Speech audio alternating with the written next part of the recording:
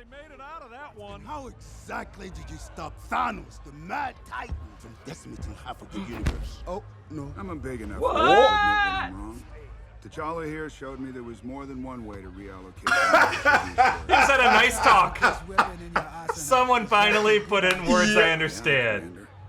Although Spare a little time for dear old Dad. Oh my God, this is bad news. Dairy Queen. He got the ship Ego parked ship. outside of the Dairy I Queen. love it.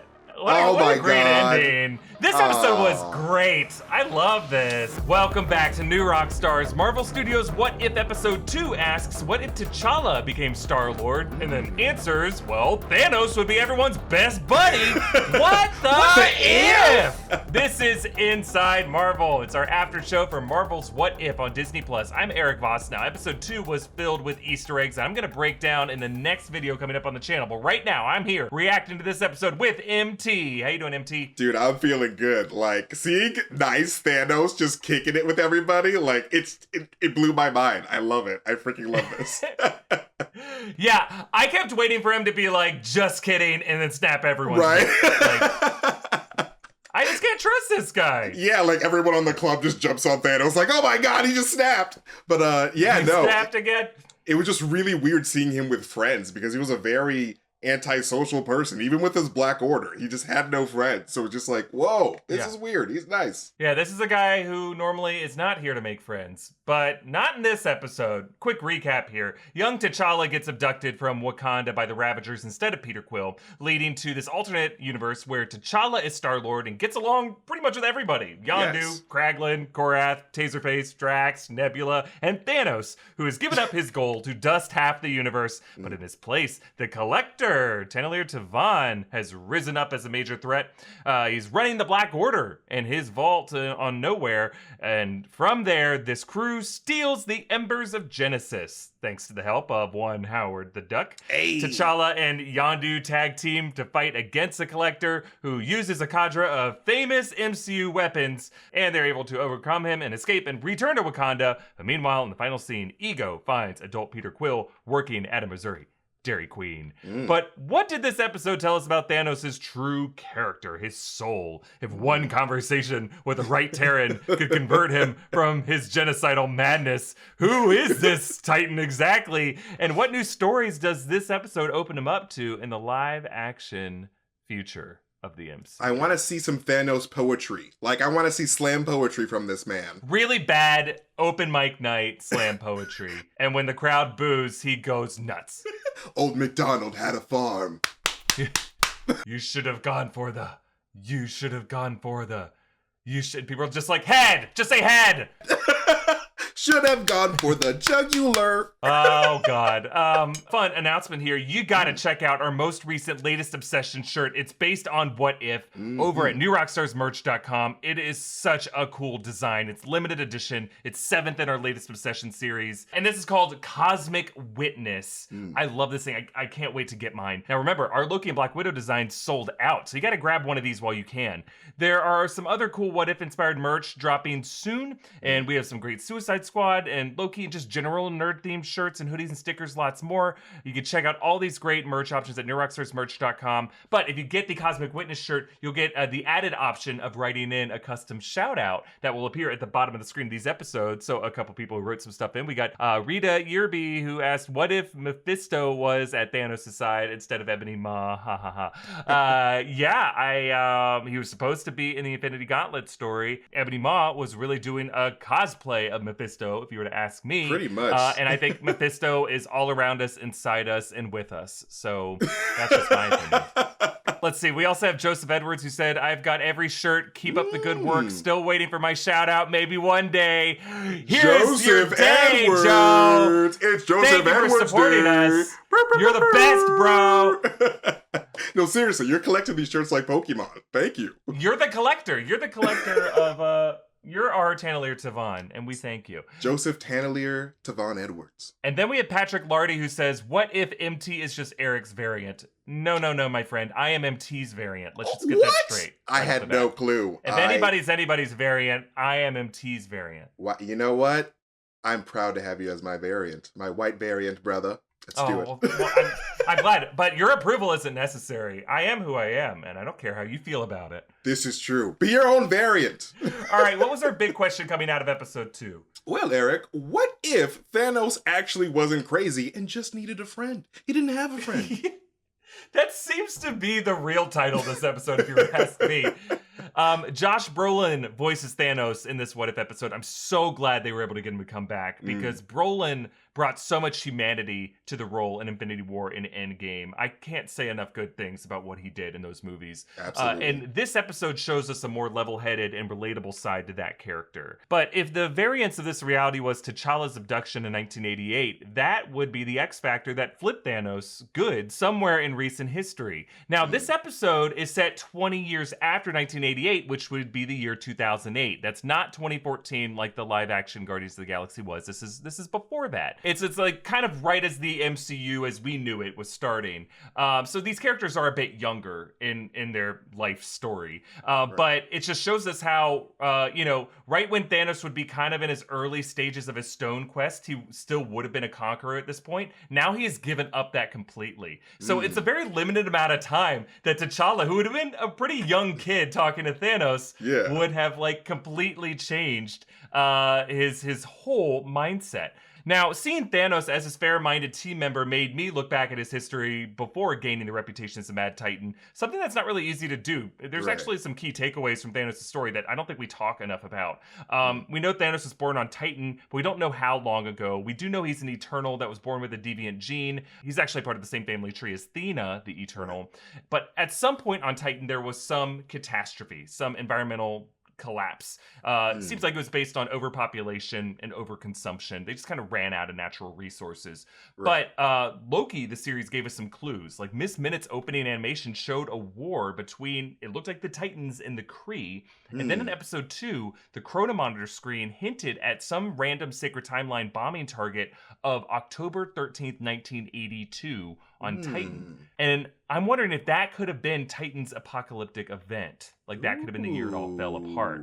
So that from throughout the 80s going into the mid 90s, from the early 80s onward, Thanos, that's when he began conquering planets, kidnapping children, adopting them, because we know he already had Ebony Maw on his team by the time he conquered Gamora's planet. He also kidnapped Annie from the movie Annie, the musical. That's Annie. right. That's right.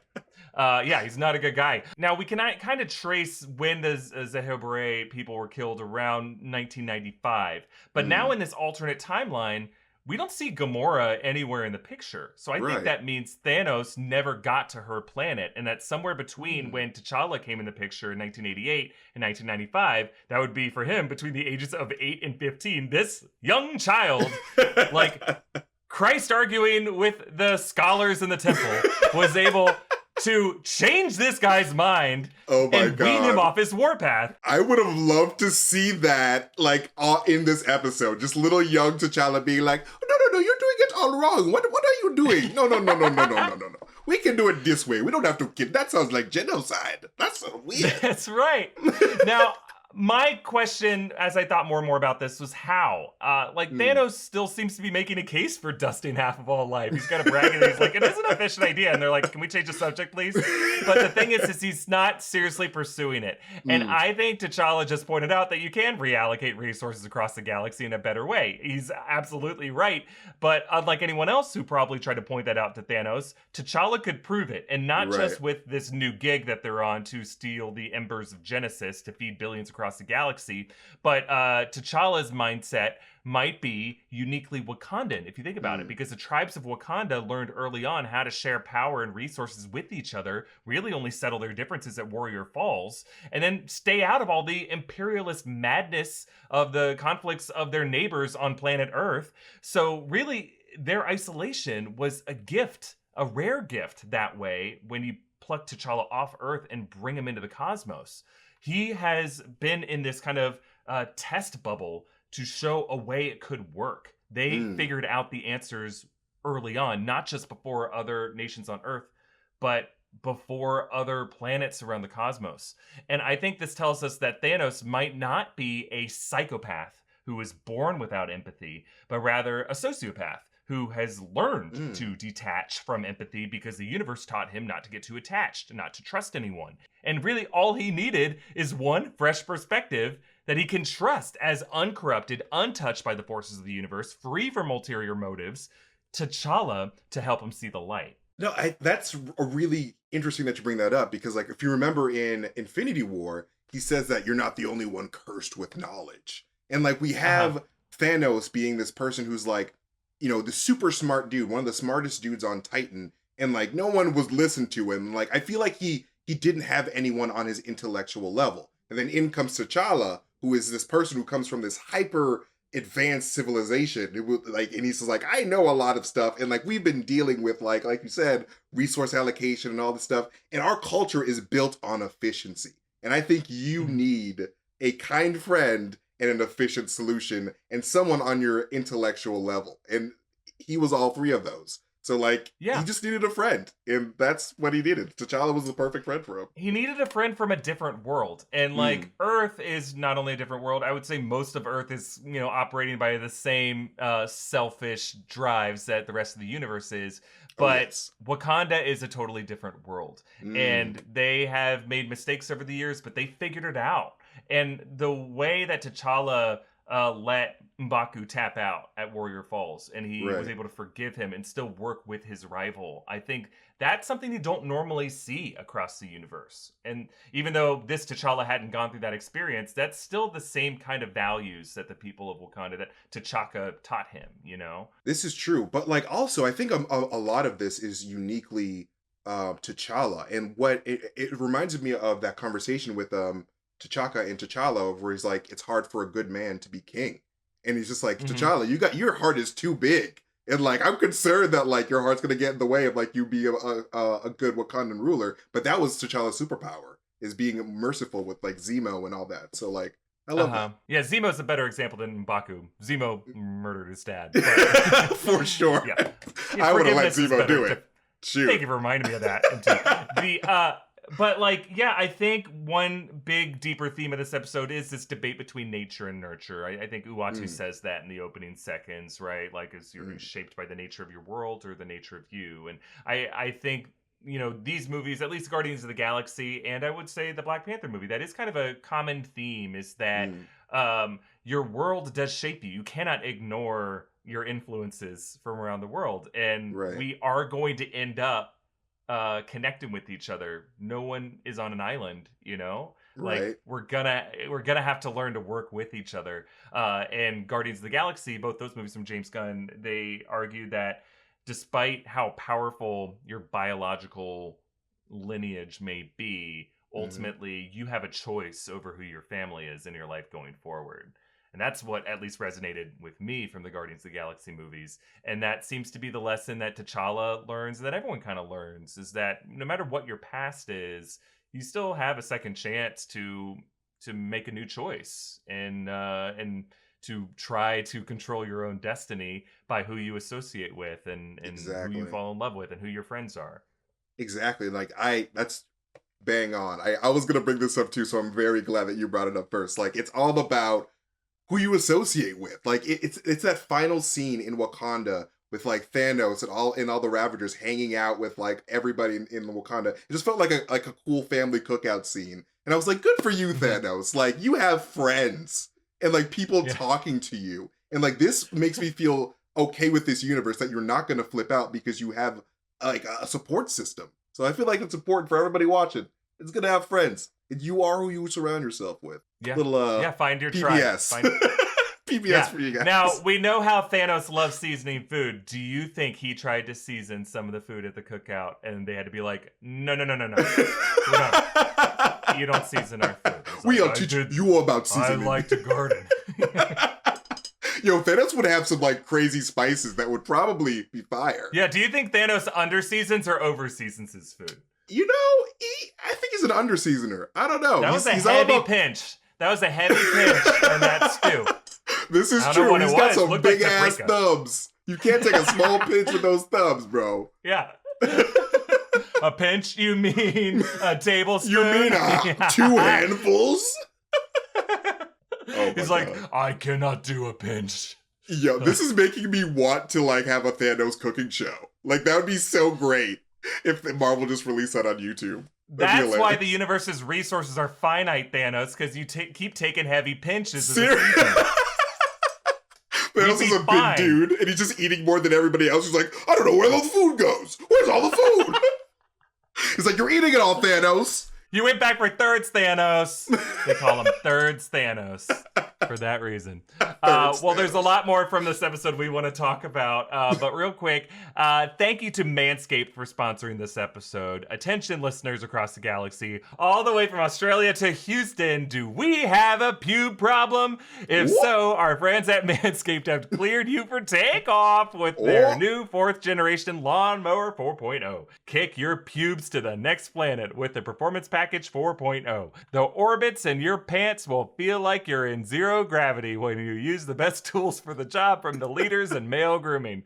Join the 2 million men worldwide who trust Manscaped and get your rocket ready for takeoff by going to manscaped.com for 20% off plus free shipping with the code MARVEL. The Lawnmower 4.0 has all kinds of features like the LED light, a ceramic blade, a 7,000 RPM motor. Grab yourself a Performance Package 4.0 that comes with a weed whacker, ear and nose hair trimmer, some Manscaped boxers, a shed travel bag, and all kinds of other goodies for your goodies. Get 20% off and free shipping with the code MARVEL at manscaped.com. That's 20% off and free shipping with the code MARVEL at manscaped.com. Your space balls will thank you. Also, thanks to Helix Sleep for sponsoring this show. You don't want to sleep on a mattress designed for someone else, even if it's an alternate reality version of you that took the Super Soldier Serum instead of Steve Rogers, right? Well, super soldiers still need good sleep.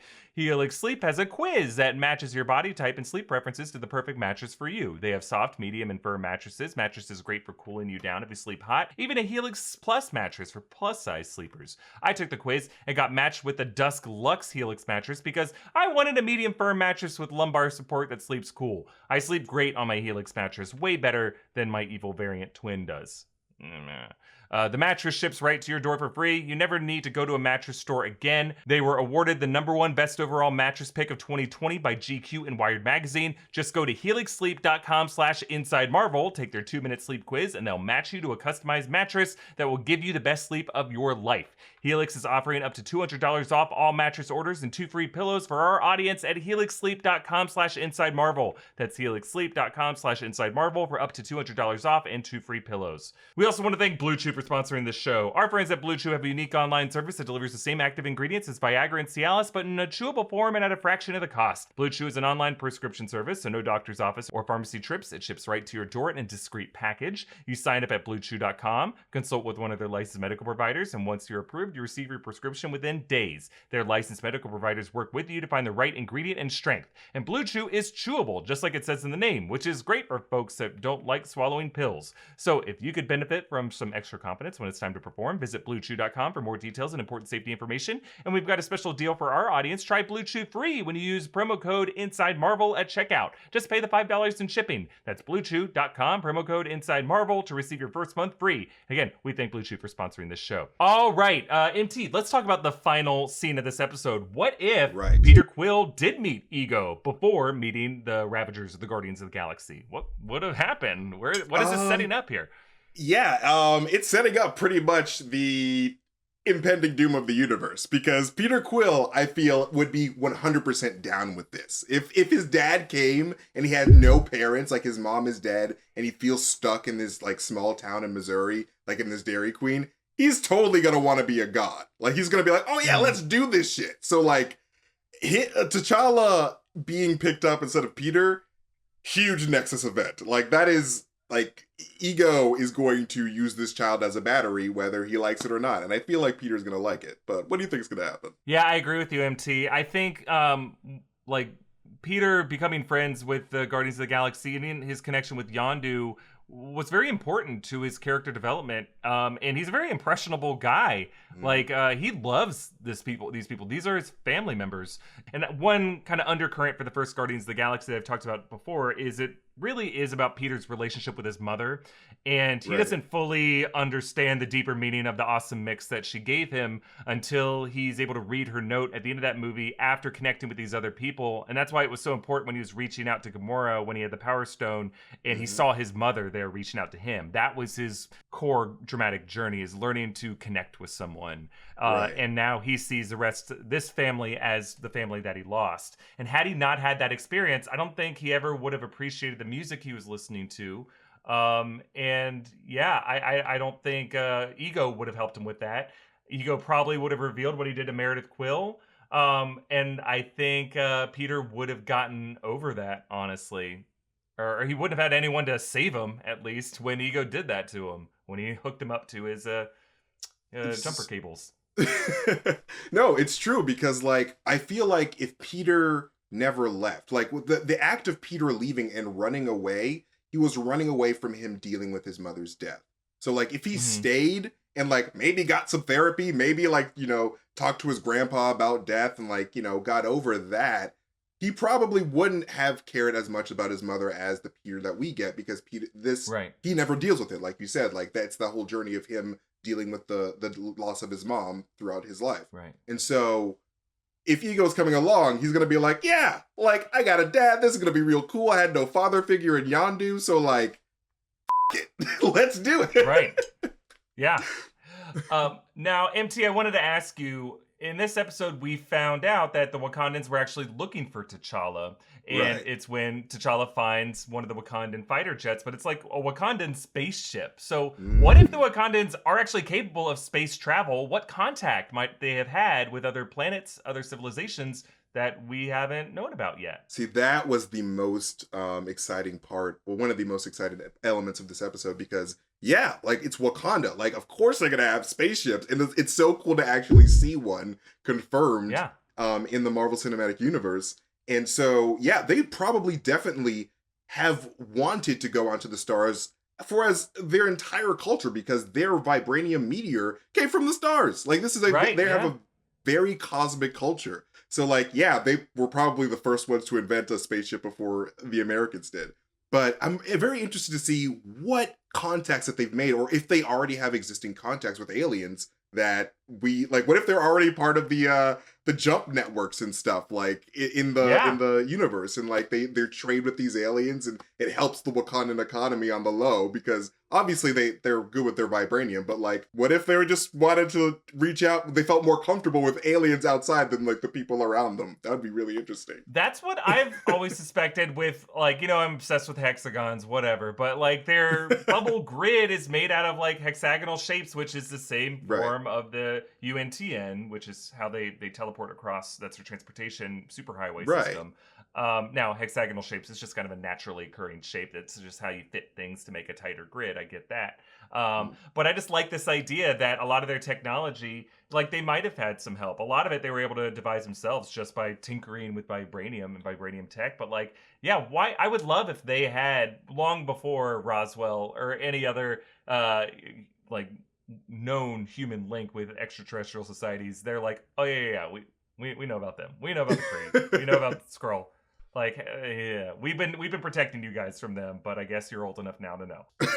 That'd be crazy. But, like, this makes me think, like, what if, like, because we obviously have the Fantastic Four as elements that are not around in the MCU, but, like, Wakanda is doing this space race, and we know the Fantastic Four is all about going to space. I wonder if there's, like, a connection there. Like, what if the Fantastic Four knew of, like, I don't know, Wakandan space flights, like, something's going on over there. Like, they're just looking at the skies like, oh, this is weird. Like, something's coming out of Africa, but I don't know, whatever. But, like, I feel like the Fantastic Four would be aware if they did exist in the past, but we don't know that. Hey, maybe Black Panther Wakanda Forever will just jump straight from Fast and Furious to Fast 9 and just go straight to space. Straight to space. I really hope that they do, because why not? I think that there's a comic run in the comics where they actually do go to space.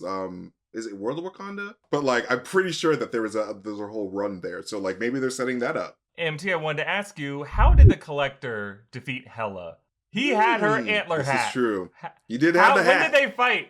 Or who killed her, and who did he steal this from? This is a really great question, because, like, Hela was no slouch. Like, it's hard. I would not attempt to steal her stuff at all. But I was thinking about it, and I was like, you know what? This makes sense, because Hela's powers do come from Asgard. So, like, let's say that he grabs this before, like, after a Ragnarok situation, Asgard is gone, and then Hela's, like, comes out of her prison like, yeah, what the where's my where's my home? But so it's like she's just a lady who is the goddess of, I mean, she's not a lady, she's the goddess of death. So like she's not as powerful as she was in Thor Ragnarok because her power source is gone. So I feel like it would be easier to subdue a Hela if you are a collector who has already started to fill the power vacuum that Thanos left. Because like you would have a lot of, you know, soldiers and all that stuff to take her down. I mean, the collector would have to already have started collecting some Infinity Stones. He is an Elder of the Universe, and in the MCU, they haven't really shown how powerful they are because they keep doing stunt casting with, like, you know, Benicio del Toro, Jeff Goldblum.